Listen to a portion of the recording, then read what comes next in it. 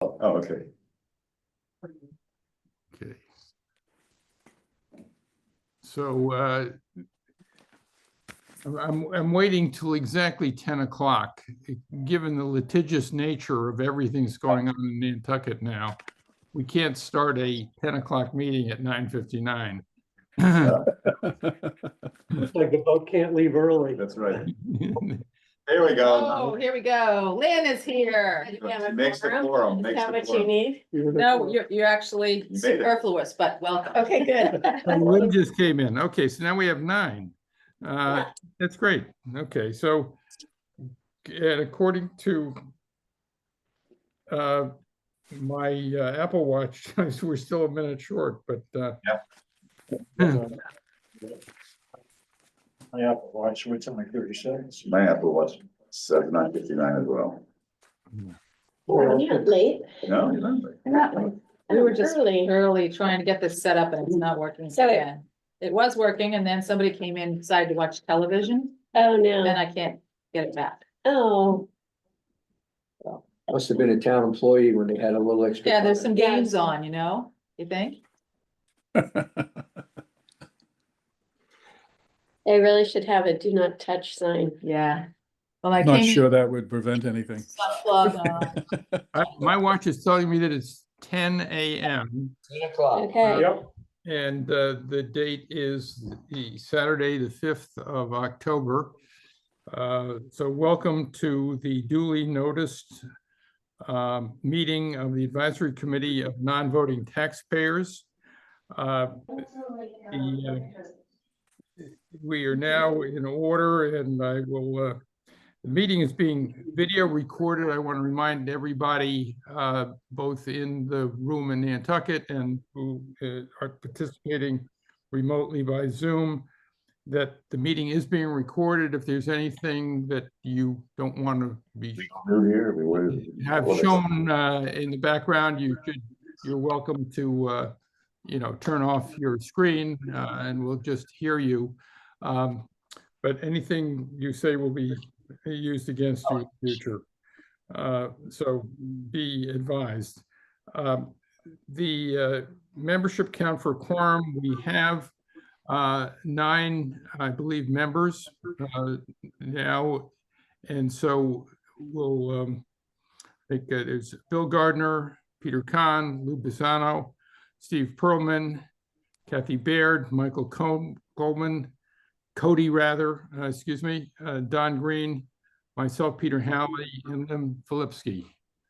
And Gary Beller just joined. Gary Beller. So now we have 10. Great. So we have a quorum, and let's proceed. Do I have a motion to approve the agenda for today's meeting? And a second? Second. All those in favor? Aye. Anybody opposed? Oh, okay, so we'll proceed with this agenda. The minutes, motion for approval of the minutes of the last meeting. Have a motion Motion to approve. and a second. Second. Okay, all those in favor? Aye. Anybody opposed? No, okay, great, And Patty Deuster just joined us. great. So now we're 11. I must say this has been a very good group for attendance and ideas and everything else. So let's see, we're now down to the agenda, the first agenda item is discussion of current issues of concern for non-resident taxpayers. What are our priorities? How can we best help Nantucket? We sort of addressed this from time to time over the last 3 meetings. My concern is that we've really been sort of consumed by the short-term rental issues over the last couple of years, and we've sort of lost sight of what other issues are of importance to non-resident taxpayers. And these issues, I think, keep coming up again, the traffic, congestion, and things of that nature. And then at the last meeting, it was brought up about the overall financial burdens that the town seems to have for the next 10 to 20 years. And that may be, how one finances all of the things that are capital improvements that need to be made. We have climate change and how that's impacting the town. And I know Gary has been on a climate committee, and we've sort of lost track of this because our attention has been focused elsewhere. But I think, especially in light of the increasing number of storms that are being had and their impact in areas that have not even ordinarily been impacted, that this is something of great concern to the island and to us. So I thought we ought to make a sort of a list and maybe even prioritize these issues.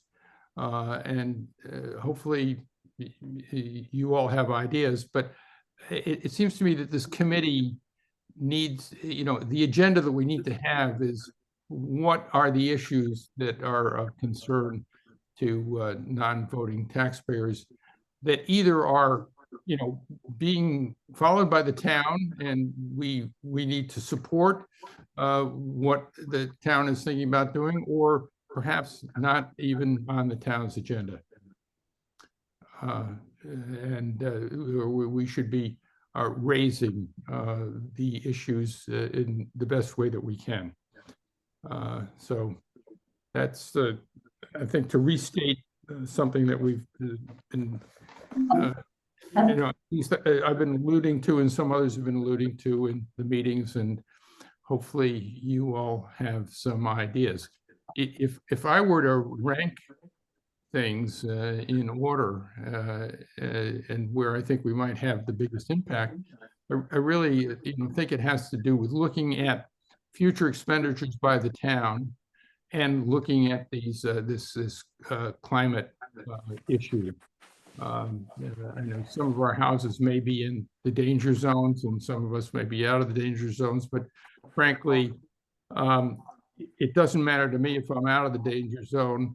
It's still a problem, because a vibrant, healthy community that's not underwater is of great importance. It's the reason I come to Nantucket. And it's not just my own home that I'm have a concern about.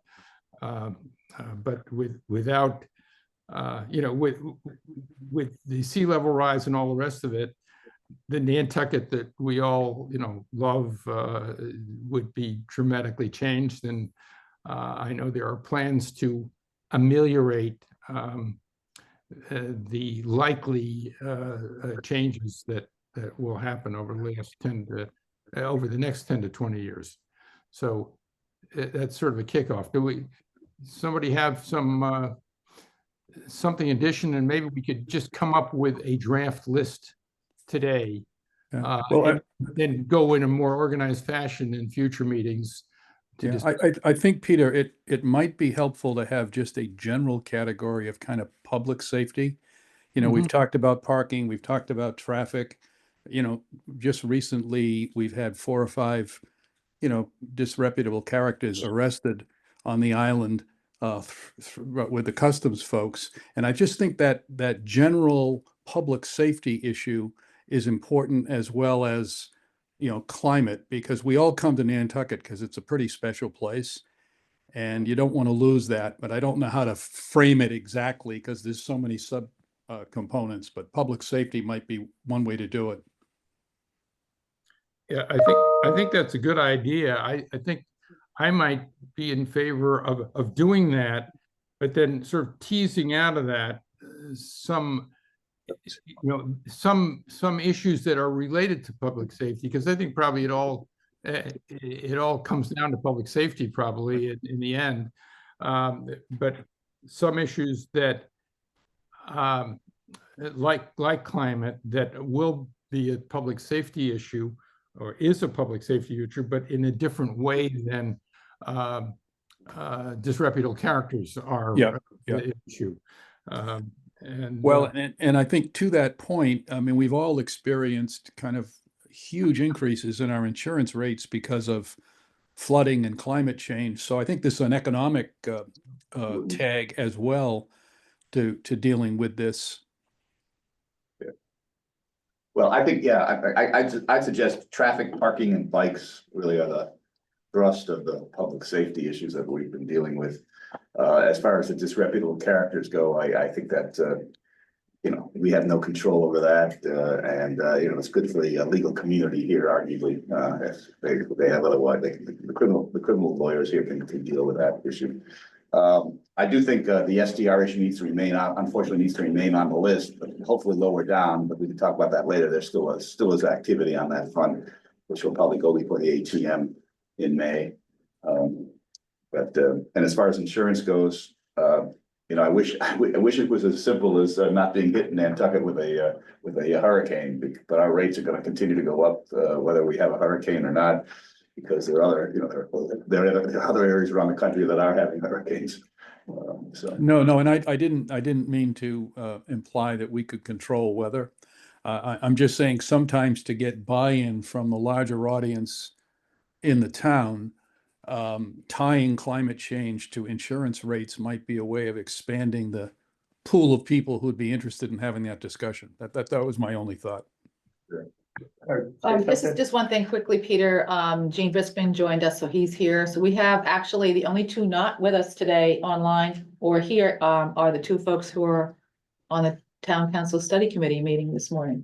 good. So we're all here actually. And just so you know, Gene, the video is not working because it got unplugged so someone could watch television and I can't get it back. I know what Thank our you. priorities are. I want to make a comment. I think that it's great that we're talking about a lot of different issues. But I think we're missing the point when we're not taking a position and expressing to the select board our opinion on those issues. We talk about a lot of different things, but those issues affect us, but you got to take a position on them. And we should let them know what this board feels on those important matters. I guess I anticipated that we would study them and then we do exactly that. I agree with you. I mean, obviously just studying doesn't. And prioritize, right? that's the idea. The idea is basically, rather than being confronted with issues constantly, that we ought to be sort of prepared and then taking positions where we have enough unanimity on the issues to take a position as the committee, because that's our charter under the current bylaws, is to provide advice to the select board on issues of matters of concern for non-voting taxpayers. Gene has a comment. Yeah, you know, I hear things like climate. I think it's a waste of time because we have zero impact on what happens climate-wise anywhere, even on this island. So my view is that we think about things that our community, the non-voting taxpayers, can actually do something about. And the whole area of, it strikes me, of affordable housing, which is a critical area to the town and to the survival of the town. We don't have to worry about climate 100 years from now if we don't have people who can mow our lawns and repair our roofs and do all these other things because they can't live here, or be policemen or firemen because they can't live here. So my thought is that something like affordable housing is something we can actually, our community can actually do something about. I have to believe that there are hundreds of houses that are owned by our community, the non-voting taxpayers, that have cottages that remain empty during the winter. And there could be opportunities to fill those cottages with school teachers, so that just during the school session, not during the summer, the school teachers would have places to live. that are perhaps better than the basement apartments they're often stuck in now. And that's something that our community could do for the town and provide value not only to the homeowner, but also to the town itself.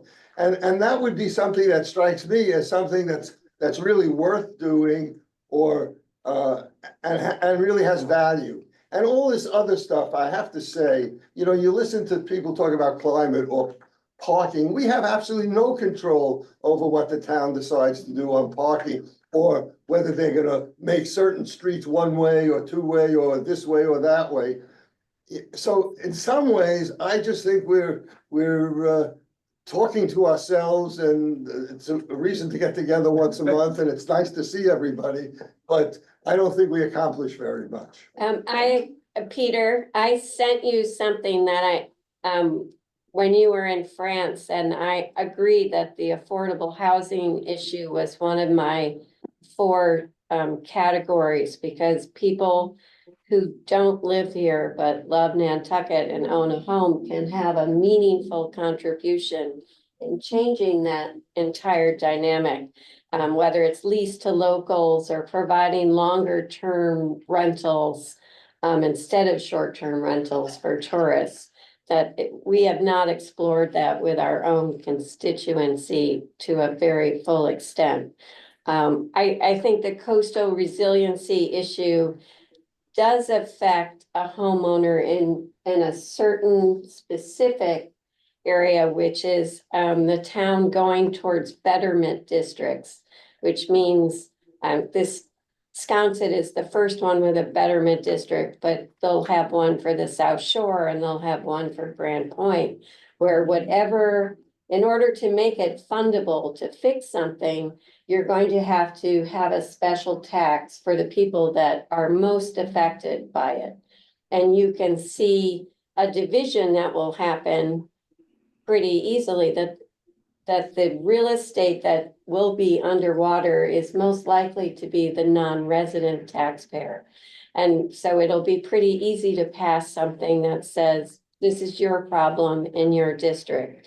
And whether we want to advocate for other places that have done a gradual tax for everyone that will fund coastal resiliency projects, whether you're taxed more if you're closer to the water, less if you're off the water. But there is a taxation issue that will come into coastal resiliency, because federal and state grants are going to be very difficult to get. And Boston's first in line, if you read the Globe this week, because they're in the process of an assessment for how to save their city, and they will be first in line for those funds.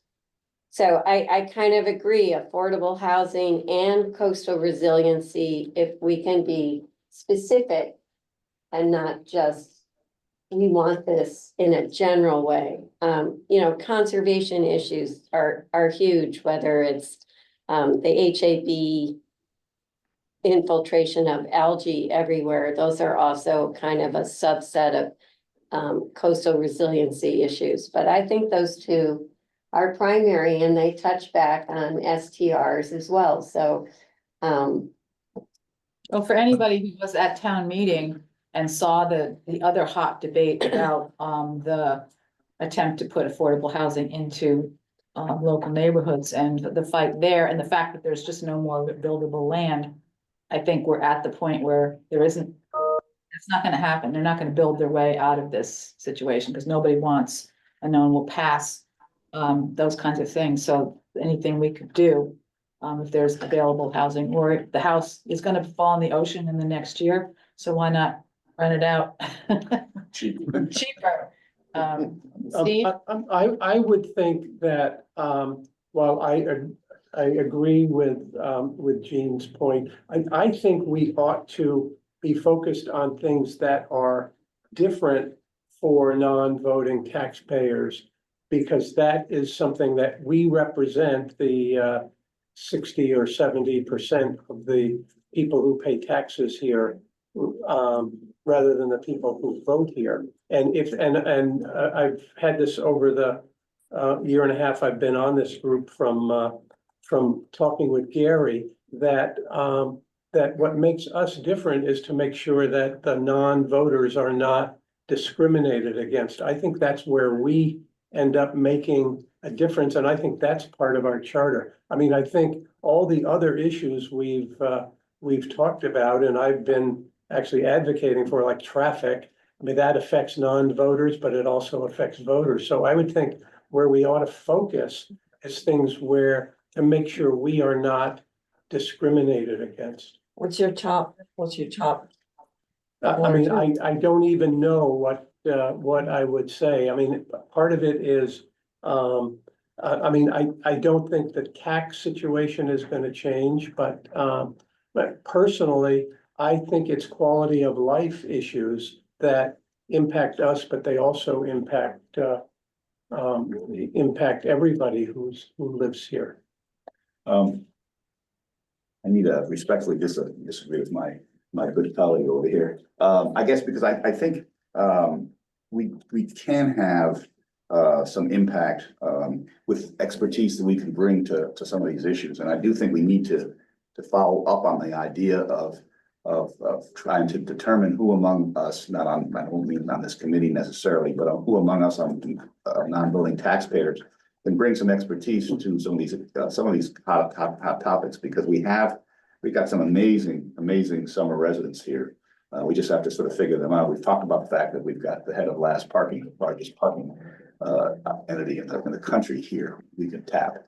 I do think we have an impact on parking and traffic. I think that, our charter calls for us to recommend to the board, obviously to the Board of Selectmen, obviously we don't have a vote, but we do have an opportunity to have influence on those. So in that sense, I do think we can, for example, we were talking about just a minor point of whether Pleasant Street goes one way or the other. Well, that does affect a lot of us here, and we ought to be heard on that. I don't want to just sort of. When was the last time we were heard? We've written letters. Gary's written letters when he was chair, and Peter has to the board. We do that all the time. In the last year, how many STR, times? would you say? STR, we had numerous letters coming to STR, which actually, I mean, the STR issue was our issue, which we controlled, and which the town council switched his position ultimately on it. So I do think over time, and particularly when we can bring some expertise and cite some expertise, we have it. So I wouldn't give up on that. I think it's not just I mean, Patty and I have been talking about this for as long as we've been here, but not just to the town officials, which was critical in what you did on the STR. But I mean, there are 3 newsletters and 1 newspaper that get published multiple times a week, and everybody reads every letter. And so there is a willingness on the part of all those publications to run our positions, and people will read them. I mean, people do read them. I may not agree, but one of the things, just before I can, on the affordable housing issue, obviously this has been plaguing and will continue to plague. But again, I think it would be good to get Tucker Holland, who I've gotten to know a little bit more now on the effort, just from the STR effort, back before us. Although he's no longer in his official capacity, he's still involved with affordable housing. It's Christie. No, but she's the official one. But Tucker is very. I mean, we can have them both or whatever. But I mean, I think the idea of coming up with, as Gene said, okay, we got all these opportunities over the winter. I'm gonna say I don't like the idea of kicking school teachers out in the summer, but but creative ideas that we can generate. Because I just don't think I have the expertise. I'm not sure we individually have the expertise to figure out how all that would work. But I think that's a great idea. So let's bring them both in. So I'm hearing a lot of different ideas, and it seems to me that as was said in the beginning, all these ideas tend to be connected, and in ways that I'm not hearing actually discussed. For example, affordable housing. One of the reasons that housing is unaffordable on Nantucket is because we have so much land in conservation and we keep adding to it. It's economics 101, supply and demand. What is the most valuable thing about most housing on Nantucket? It's the land on which the house sits on, and not necessarily the construction of the house itself.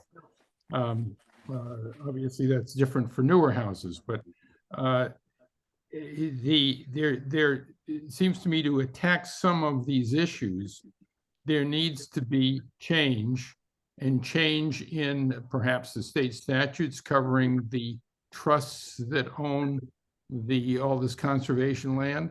As I think Matt Fee has said, there need to be changes in the zoning laws, although the debate and the rejection of the affordable housing proposal at the special town meeting, it looks like because of the sort of the NIMBYism, and I can be a NIMBY as well. It depends on where you live. But it just makes it, some of these things are dead on arrival. In other words, the solutions are out there, and it may be that the best we can do is sort of legitimize some of the solutions that have been untouchable for years. For example, in the conservation area, it seems to me that people are part of the environment as well as animals and flowers and what have you. And what we're talking about when you talk about affordable housing is creating an affordable environment for all the kinds of citizens, residents that are necessary to have a place like Nantucket or any place thrive. I personally think that some of the other entities on the island make that more difficult because it limits the supply of buildable land. You need more housing, you need more land to put it on, or you need to subdivide that land more finely than it's currently subdivided. There are solutions out there, and I don't know what solution we think is the most appropriate, but just wring your hands about it. I appreciate the suggestion. I think that was it Gene made that perhaps there are summer homeowners who have cottages that could be rented out year round. That's a great idea. And so how do we put that forward? What is the carrot that would entice people to do it? Well, one thing, Peter, is there's no mechanism that I'm aware of that can match people with cottages with teachers or firemen that need homes for 9 or 10 months. So I don't even understand the mechanism of how I would rent out my cottage. Yeah. That's why we need the, what's her name, the woman, the housing woman and Tucker to come and talk with us. There are Facebook pages called Nantucket Seasonal and Year-Round Rentals Right. that you can post, if you have an opening, and then people, so that's one way, but it's not an official way. No, but I think that's a good example of why we need those people. I mean, first we need to study the problem before we could come up with solutions. And so I think the land bank, we've talked about the fact we want somebody from the land bank here to really dig in. We also want, by the way, we talked about this is quality of life. We talked about the steam shoe. We need to understand what the hell's going on there. Now they're raising rates. I mean, I don't think that in and of itself is going to cure the problem that they don't have enough people or to run the place. Yeah, we've talked about the steamship before. And so they can't get. But we ought to hear about it now. Yeah. And then Peter, to your point, Peter, about the land bank, and it's inevitable if we keep on this track, there'll be no land to build on. Has anybody ever done a study? And I know it's a state law as opposed to a Nantucket law about changing this, but 30 years ago, when they put in the land bank tax, it was pretty unique. Maybe we ought to do some kind of an analysis of, can we do something differently with that 2% fee, where that fee is redeployed in some fashion, because it's inevitable they're going to just take up every spare piece of land that comes available. But We they tried they that with tried. Yeah. with the Affordable Housing Fund that the legislature in Boston will not pass. So this has come up for 5 years, so you can't take away money from the land bank, but you can add a percentage to the sales of a property. But the legislature simply won't pass it, even though we've gone to petition with a lot of people testifying. So it's either a slog that government Yeah. moves very slowly. Yeah, no, I sympathize with that. But what I was really not so much getting a legislative change, and I'm not really in favor of adding yet another percentage to real estate transactions, but perhaps stopping it or suspending it for a period of time so that they don't consume every available acre of land on Nantucket. Yeah, there are two issues, Michael, I think. There's one is stopping the increase in the land bank's property inventory. Yeah. And of course, they keep, some of that money goes to maintaining what they have, and some of the money goes to acquiring more. But the other issue, which I think has come up in the past and has been there are certain restrictions on the use of the land that they have. And so, as I recall, for example, when the Maya Comet Golf Course wanted to put in employee housing, somebody sued and said, "Oh, you can't do that on land bank land because that's not within the charter of the land bank to house people." And I think they had some success with that lawsuit. So changing that charter, which again is a legislative change, to expand the definition of what can be done with the land, because there's some of that land, presumably, that is not environmentally sensitive and this and that and the other thing, that would be very suitable for, building homes on it. And land bank could be could own the land and lease it, let's say. Right. For affordable housing. So there are lots of solutions out there, all of which are hard, because you run into, it's like godmother and apple pie, the conservation aspect of this, which is very important. But things change over time. And we just. I wish we could get away from a little bit is looking at this committee as a solution-based group, because we don't have the length and breadth, the authority to do that. But I do think where we could make a difference in the community is giving information beyond this room. And when Kathy mentioned, there is a website where you can go and connect with somebody, putting that out as, having an article, I wouldn't say this to you because you do all the work, but having an article monthly in saying, here's things that maybe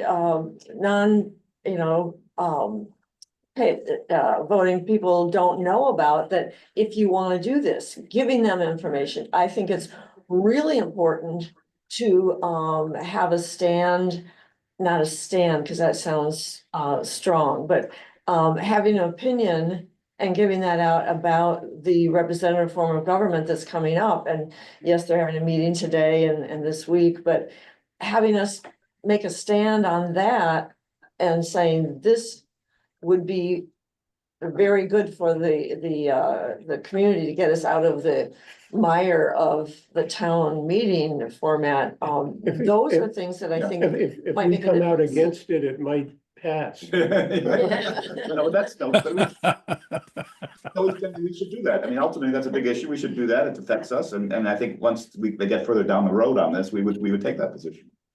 But I think you have to make yourself known to the community. What is this group and what do they do? And, you know, bringing up, here's what maybe you as voting people can do and where to go to find the information. Well, I believe the town has a communications / PR person and or agency that does some of the, I mean, writes Libby's monthly report and I mean, maybe just talking with them to, I mean, we don't have a staff, so anytime any of us do anything, it's on our own time. Yeah.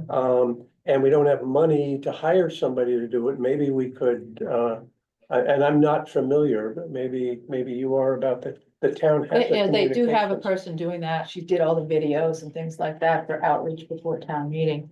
I mean, one of the roadblocks I ran up into is, and when Nantucket Together, we offer a stranded traveler program, which is again, a non-voting taxpayer kind of thing, because the houses are empty and maybe you could take somebody in, or a family has a fire in the winter and they need a place to stay for a while. So we offered that and we asked them to put that on the website and they said no. Because of liability issues. Well, anybody who's a short-term renter already has $1 million of insurance. liability insurance for someone in their house. So that's just the kind of thing you could run into. Great idea, but that's unfortunate because then people don't know. We had actually people find us just by Googling stranded traveler and they found us, but that's the only way.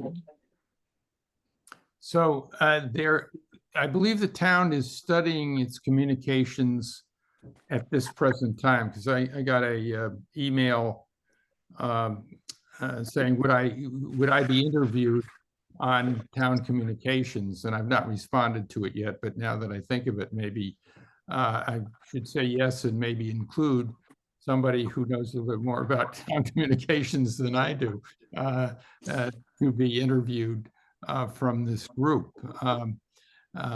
So that's, and I'm glad you brought it up, Patty, because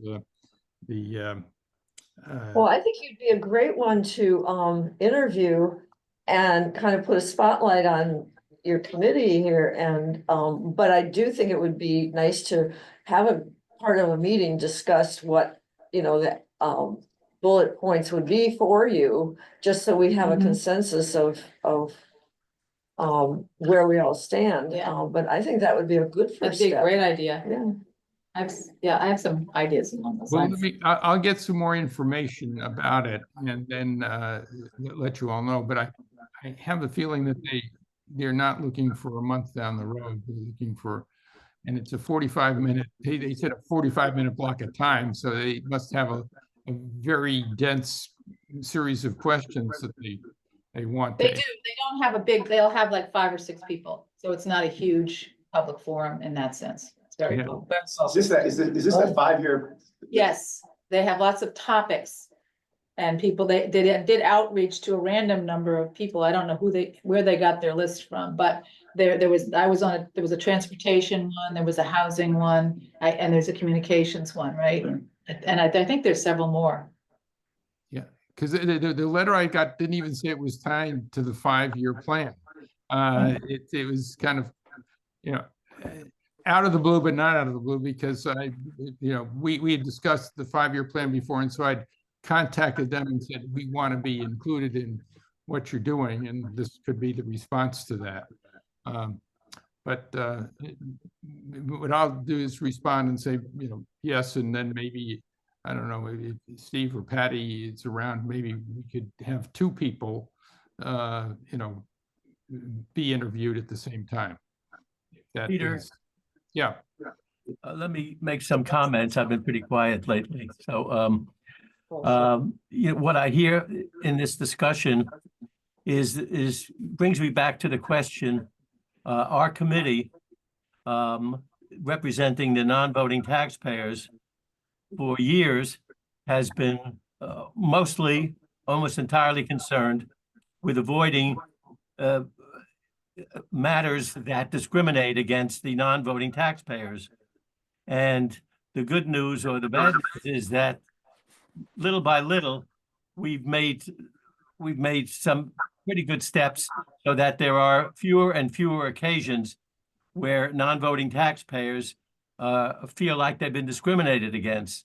So what I hear us talking about now are a number of issues which don't necessarily represent any kind of discrimination against non-voting taxpayers. You know, the affordable housing issues, talking about one-way streets or two-way streets. Those aren't issues that solely affect non-voting taxpayers.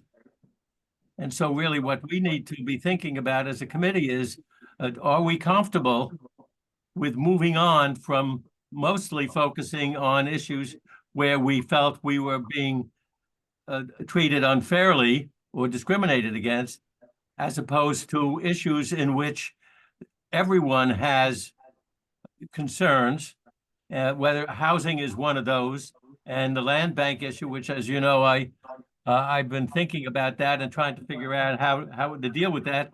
And I recall, I think I mentioned at an earlier meeting, at one point, Tucker Holland and Brian Sullivan, who was the head of the Affordable Housing Trust, suggested that maybe there's a way to start using land bank property for affordable housing needs. And I also think that it's a possible solution to the need for land for people being affected by climate change. But that's not just a non-voting taxpayer issue. So the question really we have is, are we comfortable as a committee in sticking our nose, quote unquote, into matters that aren't just really about non-voting taxpayers? And then if we do so, how comfortable are we feeling that we know how the 12,000 or 10,000 non-voting taxpayers who own these properties, how they really feel on these issues?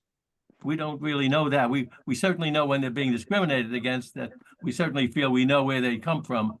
But if it's not a discrimination issue, and if it's something like using the land bank thing, I know how I feel and many of you feel, but I don't know if I could really say that the 12,000 homeowners, taxpayers, who 10,000 of whom don't vote, have the same feeling as we do. So that's an issue that we're dancing with now, and whether or not we feel comfortable in moving forward and getting involved in issues that aren't just really about discrimination against non-voting taxpayers. Well, Gary, I think you've established a straw man rule that actually does not exist. This discrimination rule. And I will only remind you, in the privacy of our communication here, that noise, for example, is not a discrimination issue. And yet we were very involved in noise, and you could, go down a whole list of things that we've been involved in. And that perhaps is because the statute that provides for us, the bylaw that provides for us, doesn't use the word discrimination. It uses the words matters of concern to non-voting taxpayers. And so I think while I think a lot of what we've done has been to avoid as best we can discrimination, that's not a bright line that you step across that line and all of a sudden you're into something we should not be doing. Peter, I don't agree with that. I'll tell you why. The reason we brought up the noise thing 5 years ago and 6 years ago has everything to do with non-voting taxpayers. And that's because what we were originally seeking, which I once proposed was, got nowhere, was talking about changing the rules for between Memorial Day and Labor Day in terms of heavy construction, demolition of buildings and stuff like that. That's why we got involved, because it affected the non-voting taxpayer, the seasonal taxpayers who were here heavily in the summer months and trying to copy the laws in Palm Beach County, where during the high season, they don't allow that kind of heavy external construction. That's why we tried to suggest it here. So it really was a non-voting discrimination issue for seasonal people. Well, anyway. it was in your mind, but noise is noise year round. And so you just, it may have affected you more than somebody else, but that is not necessarily discrimination in anybody's way of thinking about it. We have somebody other than lawyers. who Gene- can walk you Gene through wants that. to say something. He's had his hand raised. You couldn't see him. Go. Go I ahead. almost forgot what I was going to say. I guess my view is that while this committee was organized by the select board to provide advice to them, that there's no reason other than that they disband the committee because they don't like what we're dealing with, that we not move into areas that are not necessarily things that the select board even wants to hear. So for example, going back to this issue of availability of cottages. Years ago, the town used to run a department made up of 2 or 3 people, part-timers, who, if you at the last minute decided you wanted to come to Nantucket for a weekend, there was a way you could find out if there were any bed and breakfasts that had. They still have it. Yeah. The The Bureau of the visitor Tourism center. Visitors. So it seems to me that what we're talking about is, well, what I was suggesting is a similar kind of department, which could be done within the town. But what if we as a group said, this is something we want to do? We want to let the 10,000 or 8,000 non-resident homeowners who have, some of whom have cottages available or whatever, to be able to interface with teachers or other people who are looking for off-season rental, long-term off-season rentals. And we somehow found somebody who was a software guy who knew what he was doing and could put together a Facebook page or whatever it would be to facilitate that kind of communication. Is that something we couldn't do? I mean, it's not something that the select board would want, perhaps they might not want us to do, but all they could do is say stop. Or maybe they don't say stop because maybe it's a good idea. So I not being a lawyer, I don't get tied up in the legalities of what we can or can't do. I think if we think something's a good idea and we think we're acting honestly about it and that we believe it doesn't violate any laws, why not try it? And that's just one example, but there probably are lots of others that we could do as well that really aid our constituency. Peter? Just first and following up on what Gene said, I think there is, we have to look at this. Ironically, it's Act Now, I think has this leased, whatever. It's leased- Local. That's least for to year round local. only though. Year Well, round. but that's what these cottages are, that's what I But think you- Gene is talking Yeah, about. that would be fine. Yeah, I mean, we kind of an interesting partnership. And Peter McCausland may even be happy to fund it. Well, yeah, until he hears we're involved, but anyway, I do think, I mean, look, I think that,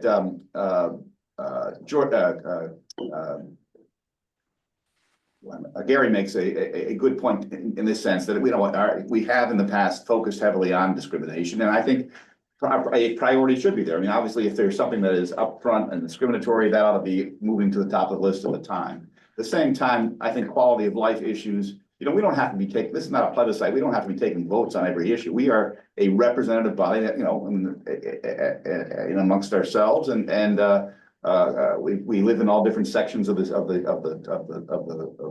town. I think it's a pretty good cross section. So when we say that, there's too much noise or we want to take a position on noise, we don't, we can do that. We don't have to say we've taken a poll or we represent X number of people. So I think that we ought to continue to do that and do both. Patty, Yeah, I would add a little to that, Peter. When I joined, and I know I'm the newest member and I probably have the least amount of experience dealing with these issues, but when I talked to Libby about this assignment, she said the real goal here is to provide insight and input to her and the selectmen about things of concern to non-voting taxpayers. Now, discrimination would certainly fall into that category, but in a broader sense, there's no real direct way for a non-voting taxpayer to get that input to Libby Gibson or the selectmen. And I think that we lose an opportunity if it's an opportunity that we would lose if we don't try and broaden the agenda a bit. Patty and you talked earlier about sort of trying to go through the neighborhood associations to get what people were feeling. I mean, this is just out of the blue thought. There is a program called Survey Monkey, which is free to use. We have free access, as I just said, to the media here. We could do a survey. We could publicize the survey either through the neighborhood associations and or through the Current and Daybreak and the Inky. We could send people a link, or the link could be available, fill out this survey, and we could hire a summer intern next year to a smart student somewhere to sort of gather this information and help us present it. It comes straight from Survey Monkey where you. it comes Really, I've never right up- used it. We used it to do the area Okay. plan. Well- And so you don't need to hire anyone. Really? It's very straightforward. You see every percentage, what category by age or location, you can set that up any way you want. Yeah, so it wouldn't necessarily be, I mean, anybody who wanted to participate could, who either had access to the media or lived in one of the neighborhood associations. But I think this is what's been missing in this committee is we are representing group, we're supposed to be representing our constituents, and there's no bridge to understanding what the issue, what they are saying. We don't hear from them because we don't reach out to them. I think this is a fabulous idea. It would be limited to folks who are in social media. Yeah. That's a good point, yeah. Yeah, that's the problem. We can't really, we don't have a budget to send them letters for. Yeah. No, but, I mean, we could send a every press release I've sent over the last year plus gets picked up by all three publications, so we could say the advisory committee on non-voting. Here's the link, Here's the link to a Survey That's correct, Monkey. but you have to be reading those things. Yeah, well, current, Yeah. But, I mean, most people who care about what's happening in town read one of those or are aware of it or hear about it from their friends or so, I mean. Now, would we- you be looking for And anybody or just non-voting and taxpayers? even if you get 75, only get to 75 or 50% of the population, Even. you can only 20%, get you know. 5 or 10% that will actually Yeah. respond, so. But at least we've put it out there that. Yeah, but even only reaching hundred and fifty people. No, Has anybody in this group done any surveying over their lifespans, actually done a That was- survey or litigated a survey?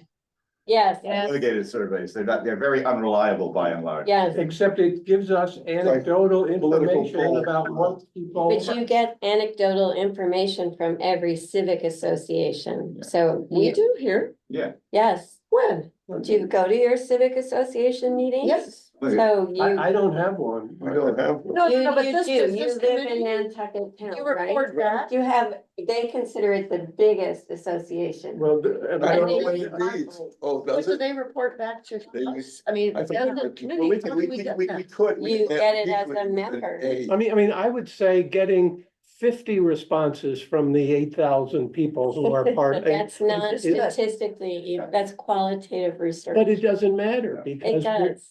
Statistically. Well, I mean, Sorry. How would you know that you're getting non-voting resident taxpayers responding? Because One of that's a the- qualifier that's to one your of- yeah, that's questionnaire. one of the- Tell us, you also have to, Even- that's sitting room. Let's put a bow on this the survey issue. I've litigated surveys, and you know, there are two issues. There's doing the survey, and then the other issue is the survey worth anything? And there are known ways in which to do surveys that produce results that have some reliability. So I'm talking about reliability, and the surveys I'm hearing about today, there is no way to judge the reliability of those surveys because the number of responses may be short. It could be that responders are not actually qualified people to be in that survey, non-voting taxpayers and voting taxpayers. And so the way I've been operating in my years on this committee rather, is it's your opinions based on where you're living and what you're hearing and what you're doing that we we discuss with each other and we come to some sort of conclusion. And I think that's what this committee is meant to be, a sounding board for Libby and the select board, that a group of people who actually is willing to devote some time to thinking about these things tells you what they think and presumably what they think their neighbors are thinking. But This is, I mean, there may be legal issues when you're trying to defeat a client. John, it's called reliability, G. The Represent- issue is reliability. Can you rely on what the survey, you think the survey is telling you? Okay, but let me give you an example. If you were running the Downy Flake and you were trying to figure out what soups to put on your daily menu, and you sent out an email to all the people in Nantucket to say, which is your favorite soup? And you got 3%, you got 200 responses, and 150 of them said, Tomato. we hate clam chowder. Might that affect how you think about how often you put clam chowder on the menu? Only if they come to my restaurant. It would, even if you don't know if they come to your restaurant, because it gives you some sense. It's not statistically significant, it's not legally significant, but it provides a certain direction that you, as the owner of the Downy Flake, could now use to choose your soups. It's better than nothing. Well, Well, the other thing Go is on your that I sales think we figures. want to make our existence known, and for people to feel like they might be listened to is one of the reasons that we exist as a committee is because the town felt like, okay, you need to give these non-voters an outlet here, and we're it, but we're not listening to them. And your survey is as good as the questions. So undoubtedly, there are people here that know surveys, but just having them feel like they're being listened to or hear the results, and let them realize that most people really don't care about the newest update in sewers. It's not, if they want to be heard. Yeah, I guess I tend to agree with Peter Halley on this to this extent. And Patty, I guess respectfully, I disagree. I do not see our job here as being a one man, one vote for the local non-voting taxpayers. I would agree. That to me is the local neighborhood groups. That's where you're much closer to the voter there, or to the non-voter there. When they asked for our input and put us in the charter or whatever it was as an advisory group. Now, how we get our information to advise them, that's another issue. I think it's just, we don't have any money. I mean, and when you're talking about surveys, as we've said, I mean, that's it's high risk, I think low reward kind of thing. I mean, it's What would be the risk? High cost, low reward in the sense Survey of, monkeys. no, but I mean, It's not for example, I can envision in my cynical way, as a lawyer, to tell you the truth, how I could gerrymander these surveys. If for example, if we put a survey out on the STR issues, you could easily have people, as we've seen, just play with that. But I think we're not talking about specific issues about STR. Should it be 3 months or But we're talking 2 about weekends? but we're talking about quality of life issues, which I think, for example, I'm wondering where are we going to have the difference? When people want less traffic, if we said, we said, all right, is our position gonna be less traffic or more traffic? It's gonna be less traffic, right? No, but if your position is, are you ranking the top three concerns for your household? Traffic or quality of? I don't think we have to rank, that's not our job. That's not our job to rank them. Well, no, but It's our job to get it's the only your sense of opinion. what You It's have only your you opinion. have a consensus right here. I think- There are enough people here from different parts of the island. You know, what are we, 15 people? Yeah, that's all. You're gonna get a pretty good idea what the issues are. Except, as Patty said, if we're trying to raise awareness of our group, Well, and our- we send out news releases to the Current, the Daybreak, and the Inky, that, please send to this email address, which is also free, your top issues, and we get, the things that concern you about living here. They know that we sent it out and that it comes back to us, and we can just put all 200 on the table, and we can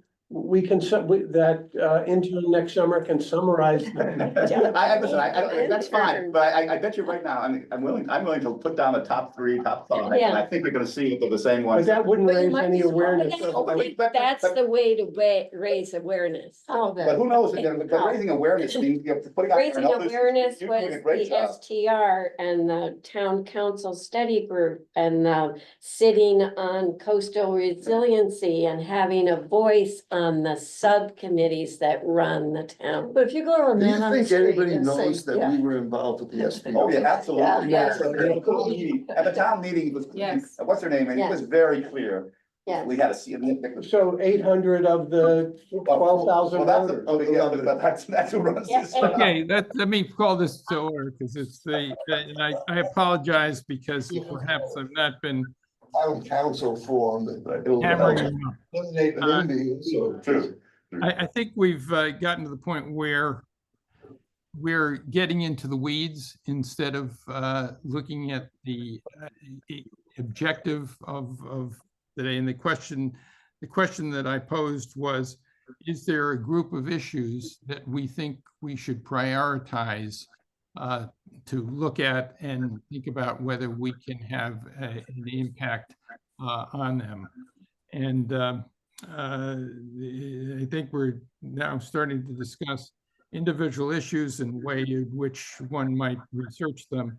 And that's really not the purpose. So I think there's some existential issues that affect whether they discriminate against non-voting taxpayers, but they're going to affect you, me, and whoever's going to inherit our houses or whoever's going to buy our houses in the future.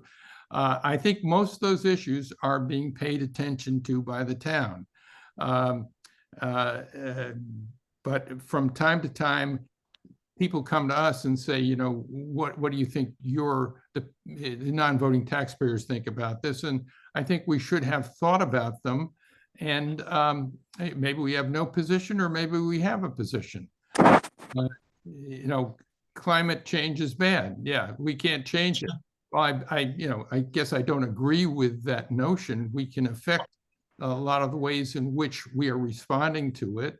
And there are other ways in which, you know, we can have a little bit of change, for example, by putting renewable energy sources on your house, or supporting this kind of renewable versus that kind of non-renewable energy. And the town is consumed by these questions.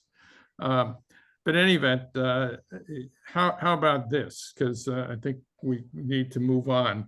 I have a short list from Lynn, and I think from today's discussion, I've heard some additional ideas, and maybe I'll come up with a list of 5 to 10 things, and we can look at them again at another meeting, and then perhaps decide what we want to do, if anything.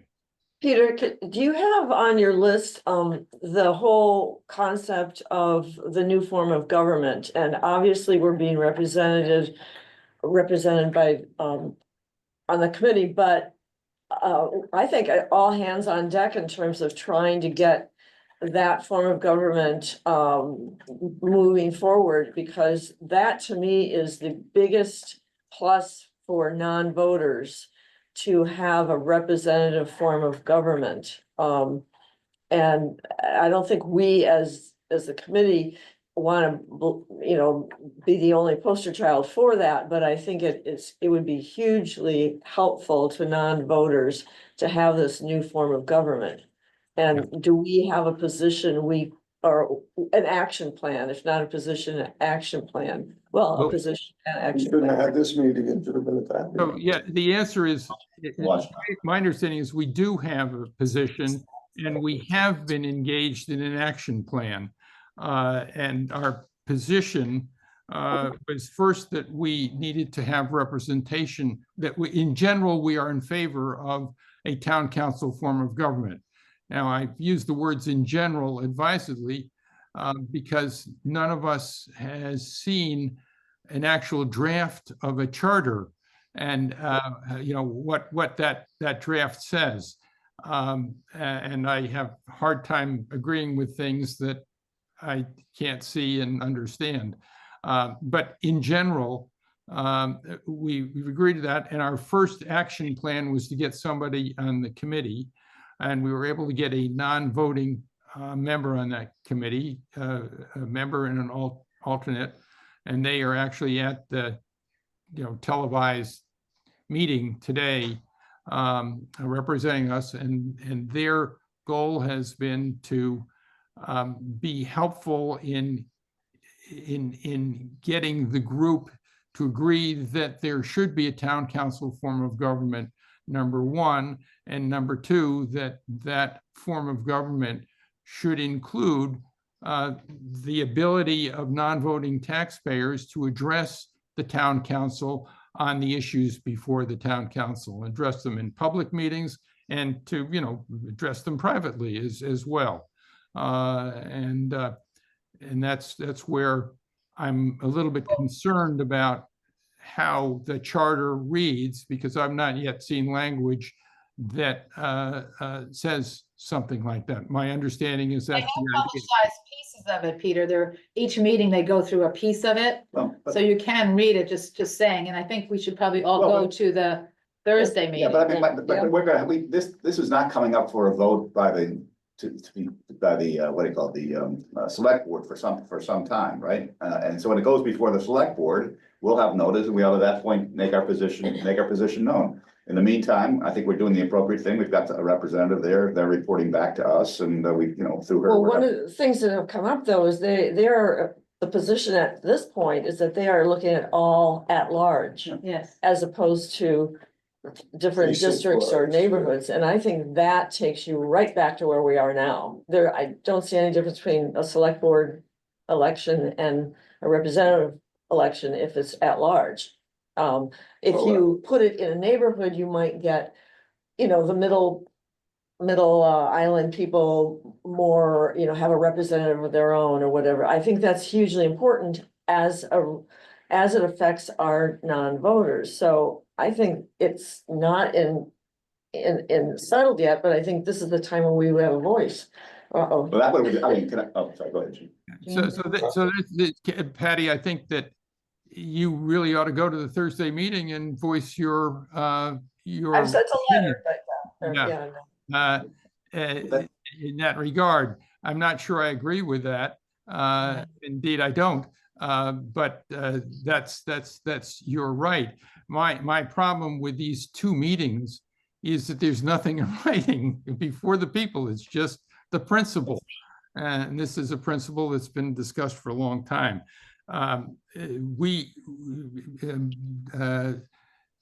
Deborah and I met with Joe Grouse, who is the chairman of the committee, sometime late in the summertime, and discussed a lot of these things just to find out what they're doing, where they're going, and we got some generalized idea. They have some very good reasons as to why the at-large is a more doable program than a community type-based approach, and I can't remember all of them, but I think our position has been get town council approved, and it's going to be better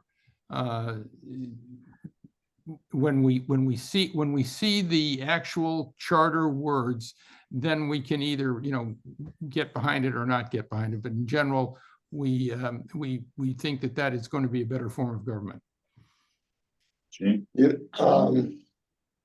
I see Joe very regularly. In fact, we played golf yesterday. He had no idea whether there were gonna be 15 or 150 people at these meetings. No idea at all.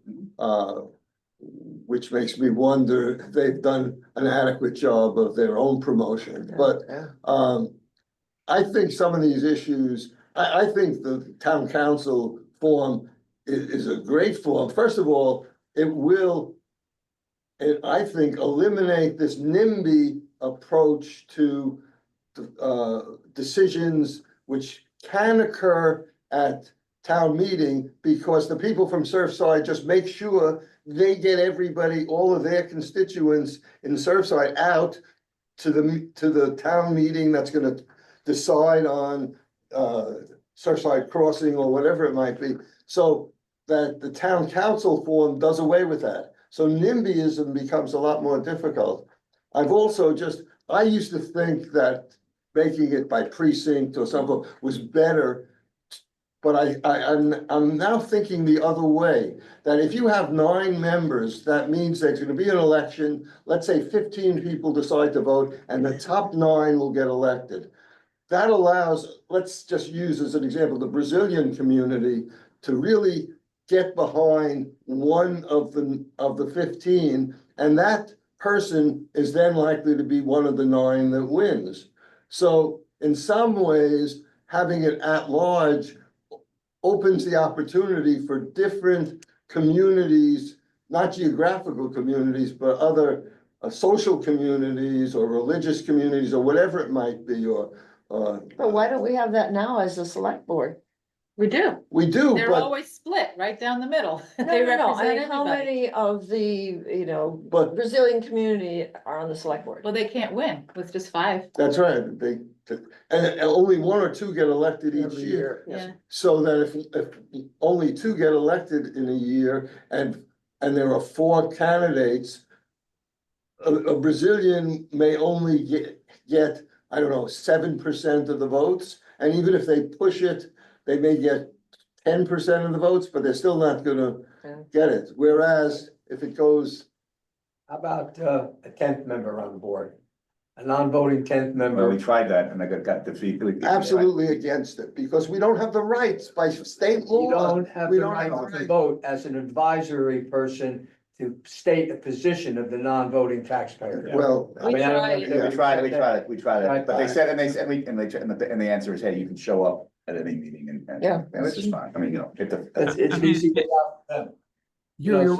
raising a whole nother issue That live here. implicitly here, is that one of our approaches has just been basically to communicate and understand what's going on, and to let them know that we want to make sure that everybody in this room and everybody else who's not in the room can address this new town council if it comes into being, because right now there is no such right in terms of addressing the town meeting. But one of the concerns is what I'll call the town and gown issues, and that is, it's not clear to me that our support or lack of support is of any value in this whole process, because there is definitely, we've seen it in the STR and in a number of other issues, that there is a disregard. Non-voting taxpayers are held with great suspicion, and we don't want to become the issue here. We want the issue to be whether or not this is a better form of government for the island, and not whether non-voting taxpayers think it's better than sliced bread or something like that. And that's a political consideration, and individuals here may have a different point of view, but right now, I think what we're doing is we're participating in the process. We're getting our views heard, and we're trying not to become the issue. I like that. I think also just, the attitude that we're not relevant or pretty much not included in the process, or I mean, with our voice, unless we raise our hand and say, hey, what about us? The positive things that have been suggested here, the outreach things, the things about maybe we can come up with this way to have homes or cottages available, the kind of goodwill stuff, if we were to do stuff like that, people might think differently. Just, I agree. We can have a non-voting taxpayer picnic. yes. But to be part of a solution Yes. and not just be the whiner who's like you. Discrimination. Yeah, Yeah. it gives a whole different focus Yes. to what we do. Although, I'm sorry, go ahead. And we do have the ability to change housing because we own Yeah, the houses. most of it. Yeah. Right, but when we pick and choose, and this goes back to Gary's point, though, I think, which is, is important, that, we do need to pick and choose our shots, because we are more effective when we take fewer shots and sort of directed shots. And that's why I think we were effective on the short-term rental. We didn't spray gun it, we really went in for a tight issue. One issue. Mhm. Yeah, So, so if, I think let's, make a list, and we'll continue this discussion, and then perhaps get to the end of it in another meeting. Okay. And so the update on Town Council Study Committee, of course, Donna and Pam are at this other meeting today. And I think I've probably just basically updated you as with whatever information I have right now. I do think that it would be in everybody's interest to attend this Thursday meeting to get updated directly. And I think there's going to be an opportunity for people to say what they want to say at these meetings, probably within the 3-minute rule. And you can take it. I think our committee's official position, we're in general in favor of the town council form of government, Nantucket having outgrown the town meeting form of government. It's to be more efficient and more representative for the island. At least that's my understanding of our position. While we'd love to be on this town council and have a vote and all the rest of it, that's not permitted by Massachusetts law, and that would become a divisive issue and probably not pass locally anyway. Nor would it likely pass the state legislature. Okay. Update on participation in Nantucket Master Plan input sessions. Well, it looks like we've been invited to talk about communications, and maybe Steve and Patty, I'll get a little bit more information and share it with you two as to this interview issue, and maybe between the three of us, because you're the communications folks, we can figure out how to handle it.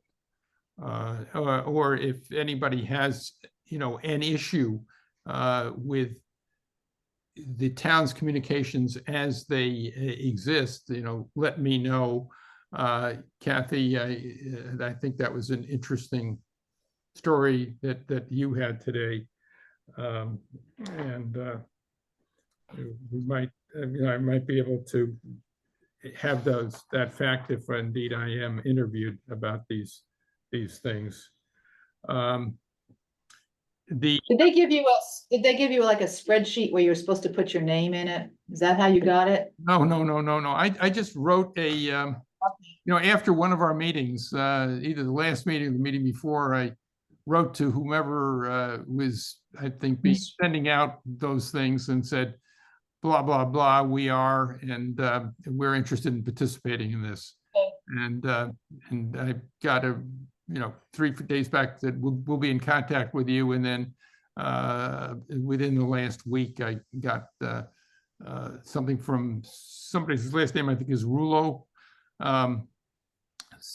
Basically saying they'd hired X, Y, and Z, and that they'd be interested in interviewing about this topic. I can send that around. She's the communications person, Florencia.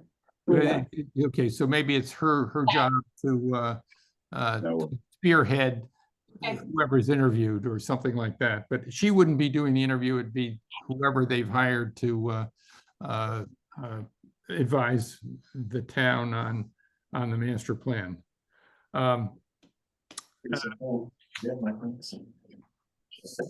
So that brings us, let's see. I guess that we're back to the first thing, right? I guess it's in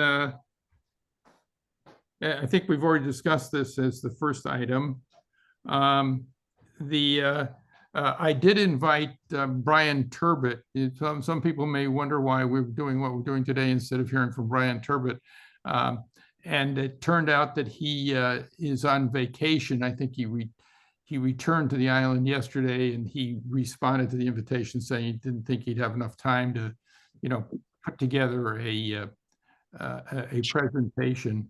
But the invitation was to speak about the capital challenges of the future, capital spending challenges of the future to us. And it appears to be something that he's willing to do, and he said he'd be happy to do it at some future meeting. And so we will get him on for a future meeting.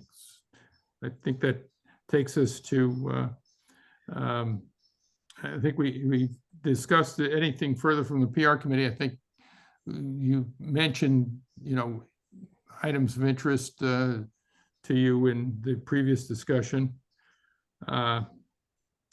Before we get to that, Peter, we need to schedule what we want to do for the winter, right? Yeah. What some dates? Monday of the month, Saturday of the month. Are there any intermediate dates that we need to be aware of that we might need to have some position or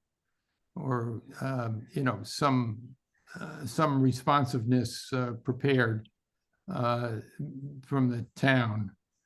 I don't think so. The deadline for the next town meeting is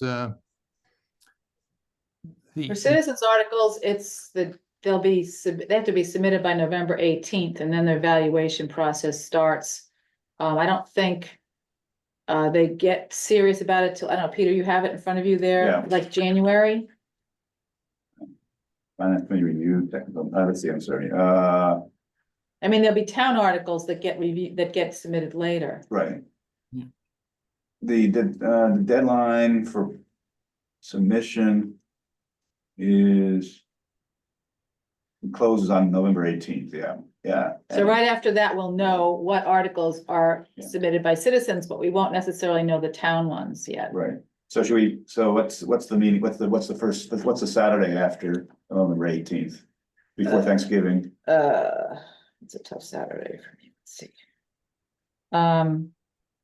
It is, 23rd? The Saturday before Thanksgiving. 23rd, no, it's the 23rd, I think Saturday would be the 23rd. Thanksgiving's the 20th. Right, Saturday's the yeah, the 23rd. 23rd, so that would give us at least an opportunity to see to have something worthwhile discussing. It would be nice to know what the citizen articles are before we next get Or together. comment. Yeah, that for sure. I think, I will be, you'll have to run the meeting. well, You can it'll be by Zoom.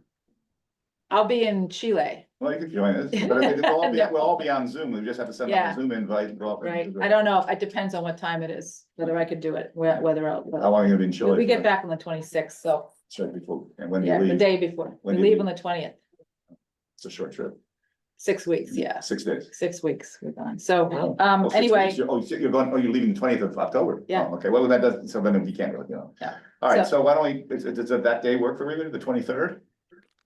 That's me. Thanksgiving. That Before before Thanksgiving. Thanksgiving. Okay, and it'll be obviously a Zoom Yeah. meeting, a full Zoom meeting. Yeah. Okay, But you're going, I mean, somebody needs to get we need to get the citizen articles out. At least, so you're gonna be gone. We'll have they'll to- be posted on the town's website. Okay, so we'll just, all right, so everybody should be alert to that. Yeah, it'll be under annual town meeting 2025. I may be in transit at that point. And they'll post a link to them with all the signatures and all that other stuff that you don't want to read, but they'll be there. The important thing is I hope to be alive. Oh, so then do we want to ask Brian Turbot to start that meeting and then have a discussion of the citizen articles? You want? Right? Yeah, I mean, we could, I think, ask him for that date, but if we have more than one date, you know, if we set up a bunch of them now, we can all put them on our calendars, and then if he can't make that, he could make maybe another one. Okay. So November 23rd, and then what would be the next one? When is Thanksgiving? That following Thursday. 27th, Following Thursday. 28. So do we want to just skip December and just start the first Saturday of every month? Yeah, yeah. That works. That way it's easy to remember than trying to. What, as long as it's not hot, what's the first Saturday of January? What the last- 4th, Okay, yeah, that would work. That's pretty, somebody may still be hungover. Oh, Christmas is before, all right, well, then you want to make it, what's the next one, the 11th? No, The 4th is fine. The 4th. Okay, that's fine, okay, good. I think Peter was being. Oh, I thought he was facetious, like- concerned about himself. He's gonna sober up. I Okay, hope so. okay. And then the 1st of February, 1st of March. 1st of March, It's first of March, okay. Yeah. 5th of April, Mhm. 3rd of May. Okay, then we're back in, so then 3rd Actually, that's town meeting. of May, no, 5th of May is town meeting, I think. 5th of May is town meeting, is it? It's not, I can't imagine. It's on you have a Saturday. It's on It is a Saturday. They alternate between it being on a Saturday and a weekday. Oh, okay, hold So on. it is actually, I just saw it posted. You're Yes, right, it's the you're right, 5th, it's the 8:30, 3rd. yes, yeah. So we- not the 3rd, After we'll be watching, or possibly hearing us, yeah. yeah, When will we start with, We could back do, here again? the 10th, we should probably talk, well, so just, hold on, so did you just make it the 10th, the weekend after? yeah, For 5:10, and then let's stop there for the time being. So let me just repeat these. We have 11/23, right? Yeah. 1/11 is decided, 1-4, 1/4? yeah, yeah. he wasn't Okay, joking. 1/4, 1-4. and then 2/1, 3/1, 4/5, and 5/10. Yeah, And then hopefully we can start coming back into this yeah, facility. yeah. Maybe they'll fix this. Maybe they'll change the key codes so people can't get in that aren't supposed to. Is anybody here in danger of being deported if the election goes one way or the other? I will be in Chile and I will have my passport, so I have the option of not returning. I'm It's not always sure you good to have options. want- Not sure that's such a better option. Not good. Oh, I think Chile would be better than here. Well, you may I have could two, go may have two anywhere. autocratic governments. I could go anywhere. That's my point. Okay, and so at least we have, in addition to Brian Turbot, I think we also discussed, again, having one of the climate change people and or a ferry. Land. Land The Steamship Authority. Steamship Authority, and then we had somebody from planning, Oh, yeah. like Leslie Snell. Yeah, That's who Unless- we had last time. Leslie Snell. Yeah, So I'll try to get the Turbot first and then Steamship or Leslie Snell second. And then what exactly is the topic that we want Leslie Snell to talk about it. Well, The whole, couple things, where we headed, where, you know, where does the planning board see us headed? And then what's this whole issue, what's this, which is confusing to me, is a different, what's this issue with the, with Hillary Rayfield, you know, this other program, this other Yeah. thing, what the hell, what's that all about? Yeah. That they were slow to act on. Can I say that again? the whole planning board, the What's it, commit, It's changing so that you have public representation that's elected. And The reorganization. yeah, Right, and and so Scott, two of those things are in front of the state legislature for approval, right. that Hillary report Yeah. got passed. So do And you if we think also want to talk about zoning, like, we Yeah. could ask her about zoning too. Yeah. And Scott, you had a question? Yeah, well, I think for planning, you know, it's, that's going to be the operational steps, but what is the end game here? We are running, you know, we are foreseeably running out of land.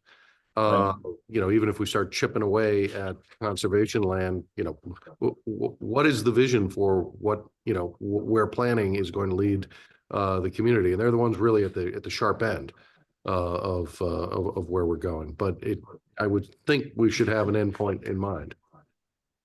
So is that a Leslie Snell issue, or is that a chairman of whatever this organization is, whether it's the planning board or the? State head of Dave Iverson said- I think everybody's got a hand in it.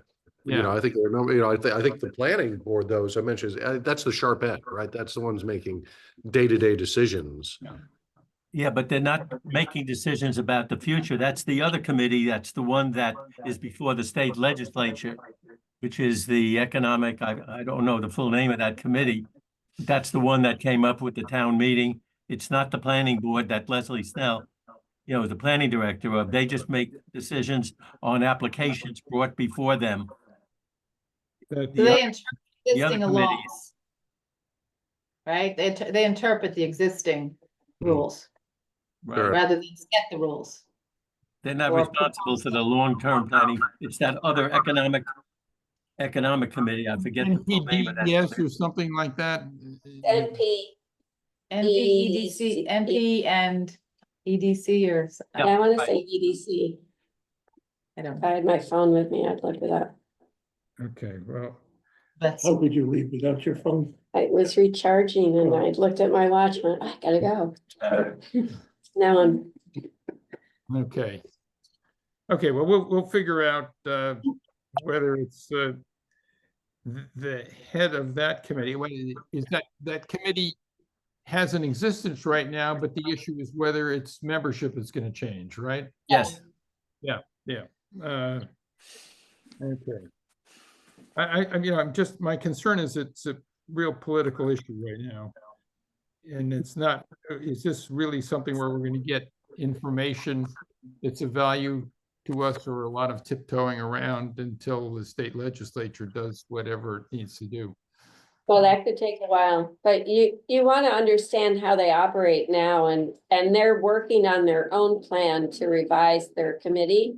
Yeah. So you are giving them a voice for their side as well, so, you know, you're still looking at what are the conflicts that they see going forward and how they would improve things for the town itself. You know, where do they see the problems and where do they see the solutions? Okay. and also we had mentioned last time, Stephen Welch, is he the chair of the capital program committee? Welch. I think he is now. He's Yeah. had so many jobs, I can't. Yeah, but that was also listed, Peter, for outreach, if we Yeah. want to just see Oh, when yeah, people sure, can that's come what- speak to us. But that, I think Brian Turbot, wasn't that Brian Turbot in sort of that same? Yeah, so maybe we don't need that. Both, yeah, Right. Yeah. okay. Yeah.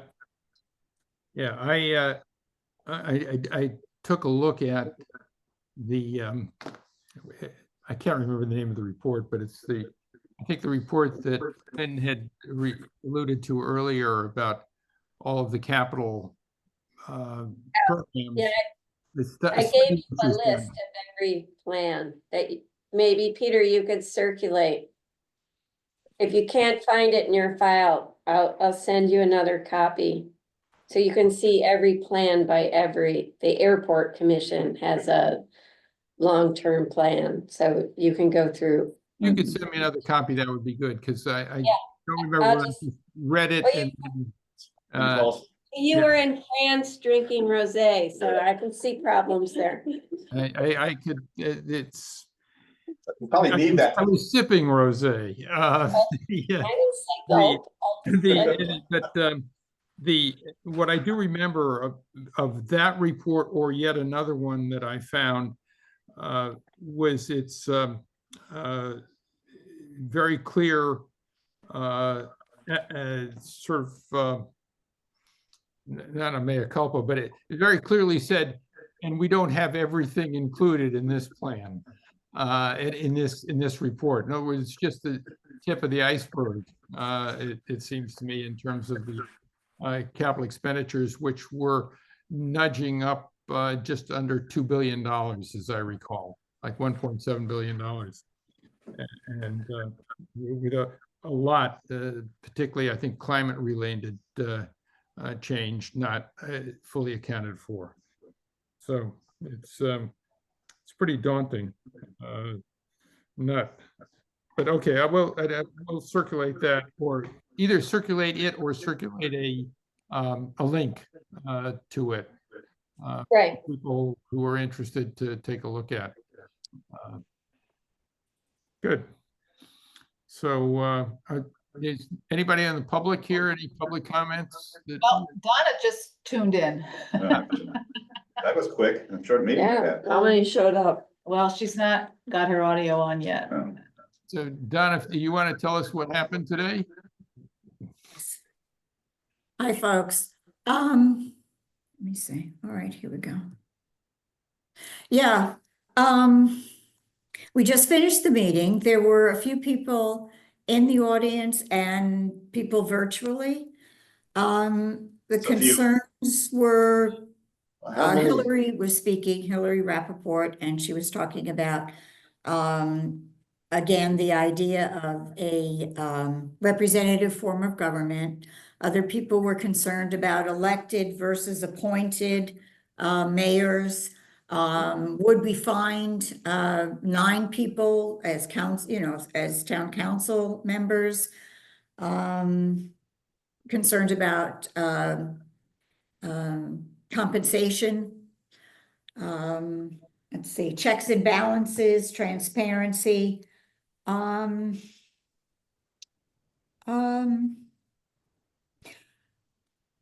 don't know. There's another meeting on Thursday.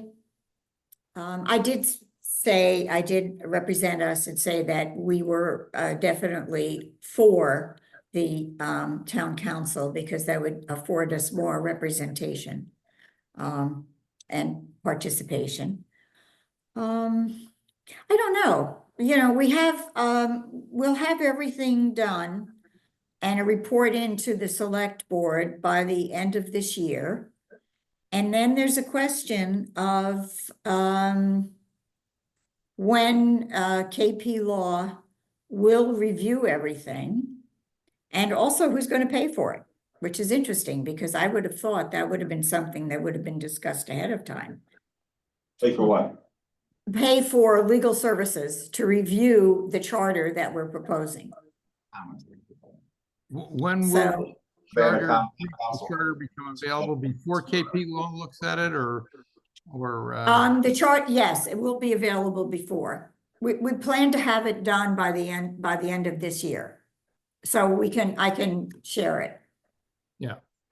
But we're only on, we finished Article 4, we're on Article 5. So And we're not at the end yet. Are they sharing the pieces as they are done? I can. I mean, I don't see why not. So I'll be happy to email it to you, Peter. And then, they're making changes as we're going along anyway, a number of them, and it's not finalized.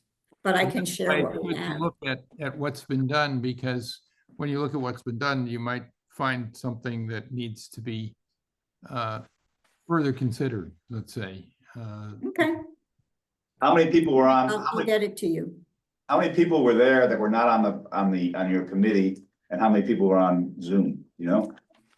Yes, I do know. There were about 18 people on virtual and maybe 10 in the audience in person. And so the next one is Thursday. The next one is Thursday at Fairgrounds at 5:30. So if anybody would like to join virtually or in person, you're quite welcome, and very much would like to have you there because this is something that will benefit us. That's great. 28 people out of the 17,000 residents. So when it goes to town meeting, they're gonna say, we don't know anything about this. The fact that they didn't participate, that's beside the point. They're gonna say, we don't know anything about this. 28 people show up. We're making the effort, we're spending, we're getting together every other week. And actually Joe and Collins Center, they meet twice, they meet and then they meet again on Monday. It's a full-time job for these folks. So hopefully it'll come to fruition in a positive way. We'll see. We have 9,200 voters. And 28 people showed up. Great. Well, it is scalloping. Sorry, what? It's a beautiful Saturday Is it morning. low tide this morning? Yes, well, Everybody's at the beach. We're at the beach, or they're scalloping, or both. Yeah. That's right, scalloping, yes. Okay. So, I don't know. I mean, we're doing what we can do to entice people to participate. We'll see how it goes. I don't know. Maybe you need a budget, $5 to show up at the meeting. Oh. Did I Apparently- miss much? Yeah. No, You can watch it on TV. we've been treading water waiting for you. All right, can I have a motion to adjourn? Second. Any second to adjourn? Second. Yeah, we got it. One one's here. Yeah, all in favor of adjournment? Works for me. Bye. Thank you. Bye-bye, everybody. Bye, everybody. Bye-bye. Peter, I sat next to Kathy